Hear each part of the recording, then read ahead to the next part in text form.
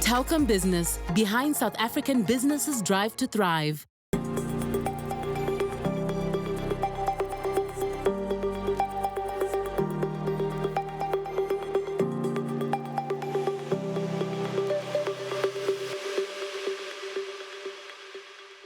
Welcome to the Entrepreneurial SME.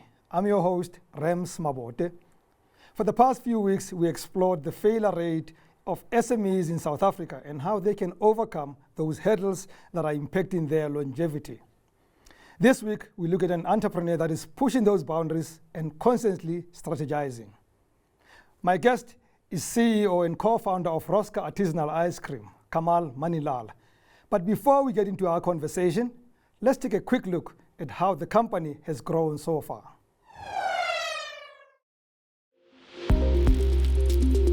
So my name's Kamal Manilal. I'm the CEO and co-founder of Roska Artisan Ice Cream. Growing up, I've always been kind of a foodie, and I've always remembered the different ice creams that I grew up with. What I wanted to do though is, I think with so much of ice cream that's available out in the market, I kind of missed those authentic sort of ice creams that, you know, you could taste the richness, you could taste the creaminess, and you could just taste the authenticity of the ingredients that went into the ice cream. I think it was at that point when I realized that if I wanted to make ice cream, I wanted it to taste really good. Like, you should be sold on your first bite. I didn't go out looking for synthetic flavors or synthetic sort of colorants. I always incorporated actual ingredients into our product. Making the ice cream at home, it was a passion project on the side. I was still focused with work. You know, I was in corporate for 21 years, and I eventually posted some pictures on Instagram, and I started getting a bit of feedback from people who were seeing the pictures of the ice cream on Instagram. It was on a very small scale at home in my dining room, and you know, I would personally go out and deliver this product to the customers. Eventually, obviously, with time, as we grew, we realized we had to move out of the home environment, and we moved into premises. And I think my mission there was purely to focus on sales and start building our customer base. When we started out in premises in October 2021, as with all small startups and small businesses that are trying to make it, you don't really have the cash flow to purchase the equipment necessary for running your business. I think it took a lot of hard work. The fact that I was in corporate, I used a lot of my savings from corporate to help us get some level of machinery that would help us to kind of operate on a daily basis. So economically, you know, we obviously suffered a great deal with load shedding. We couldn't afford the big sort of generators that would help us to run our entire factory at that time. So we had to do with a little small generator that we would plug into one churning machine and one freezer that would kind of just help us to tick along.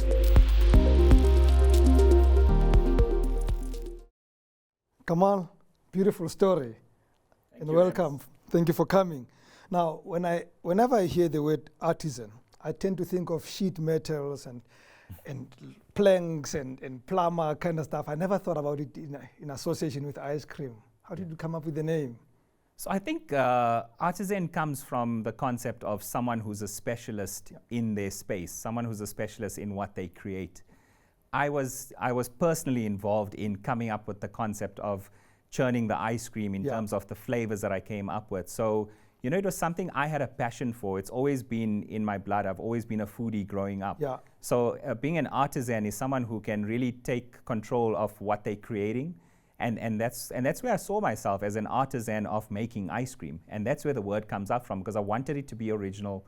I wanted it to be authentic, and it was something that told my story. Well, you caught our attention, right? You hear. But ice cream, when I think about it, ice cream is ice cream is ice cream. What makes Roska Artisan Ice Cream the ice cream?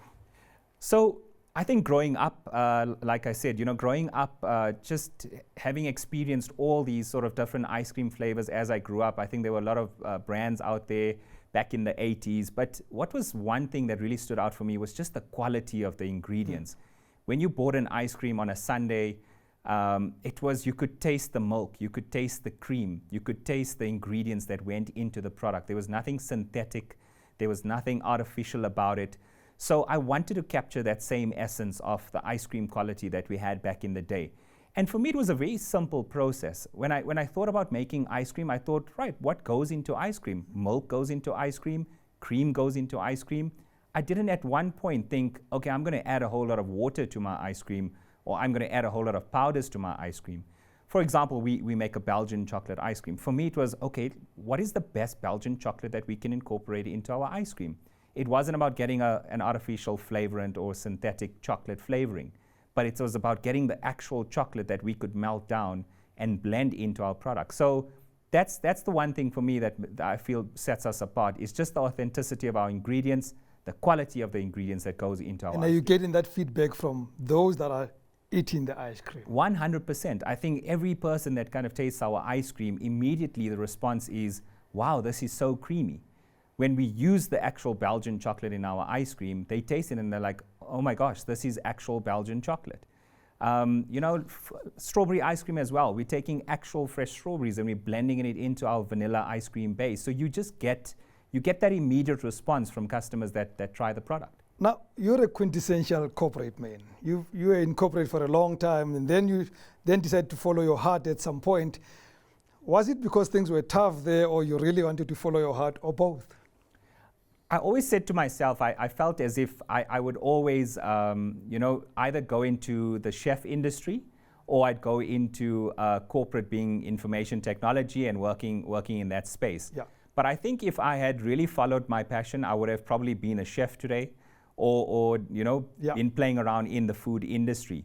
So for me, it was kind of pursuing a little passion on the side as I grew up, cooking, being in the kitchen, coming up with stuff, but also then thinking, okay, but what's going to pay the bills? You kind of get into corporate, you go through this whole sort of thinking of life. Okay, you gotta grow up, you gotta get an education, you gotta go into corporate. But I think it was a dual purpose until such point when I really started facing some adversities in corporate career. I was retrenched 3 times in 4 years, but all through that time, just going into the kitchen and preparing something that I was passionate about just seemed to take my mind off the stress and the drama of the day. Yeah. And I think that's, it was an underlying passion that I knew I had to have resurface in my life.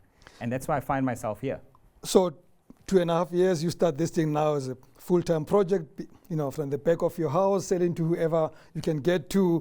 And then I'll tell you the story. I don't go to shopping malls, right? And this one time, in the last month or 2, I walk into Checkers, Sentin City, and I saw your product. Like, I noticed it because they gave you a premium spot.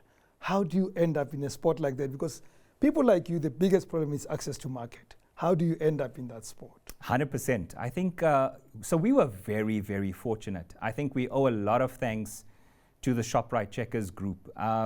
So my wife, who's very good with paperwork and putting in applications, some time ago she had put in an application to the DTI for funding. But at the same time, she also applied to have our product showcased at the Paris Yale Food Show, which is this huge food show that takes place in Paris. And the who's who of the food industry is there showcasing their products.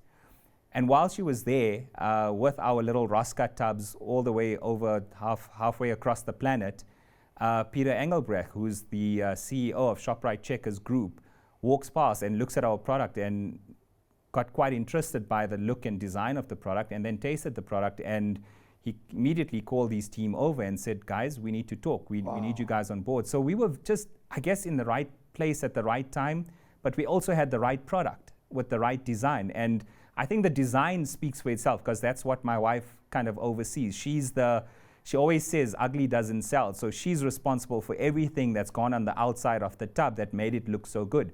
And that was our break, and that's why we're in Checkers. My mouth is already watering. I wish I had ice cream. Let's take a break, and when we come back, we continue this conversation on ice cream.